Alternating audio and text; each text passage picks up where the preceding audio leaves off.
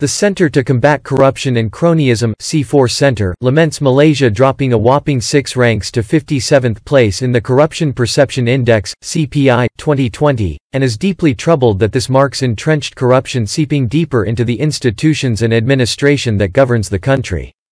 The release of the CPI today revealed that Malaysia's score fell 2 points from 2019, leading to a drop in 6 ranks. According to Transparency International, who released the report, the drop in score can be attributed to the sudden change in government following the Sheraton move early in 2020. Influencing factors included stalled institutional reforms, limited access to information on matters of public interest, the continued abuse of power and corruption by enforcement agencies, and a lack of political will to fight institutional corruption which is embedded in the system. This does not augur well for our future, given that the United Nations Report on Trade and Development (UNCTAD) listed that Malaysia's foreign direct investment had plunged by 68%.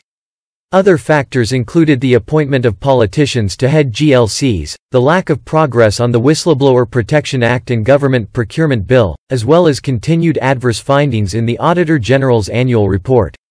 While the National Anti-Corruption Plan (NACP) was listed as a redeeming feature, scarce updates on the progress of the plan's 115 initiatives leaves C4 Center with little confidence that this unelected government may have pushed it on the back burner or even looking its way for guidance, as it clings on to power ever so desperately. The Perikatan Nasional government has decisively rolled back many initiatives that were started by the previous Pakatan Harapan government, not just in the NACP, but even to the extent of suspending elections and the function of parliament, subverting the rule of law, a key pillar in upholding good governance.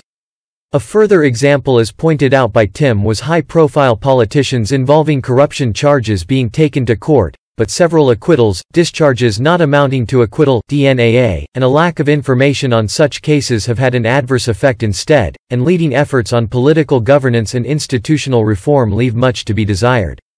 That these can mostly be traced to the new administration is a grave cause for concern, and C4 Center urges the public to call for the government to wake up and shake up, and move towards improved transparency, especially in narrowing the scope of the Official Secrets Act to only matters of national security, to provide updates and progress on the NACP, and to amend the Whistleblower Protection Act. Otherwise, the NACP may as well be declared dead. C4 Center urges PM Muhyiddin to take this as a serious call to rework his administration towards strengthening the independence of our institutions, as we prepare the country for a difficult time to restore faith in the economy, faith in the political system, and to restore the rule of law.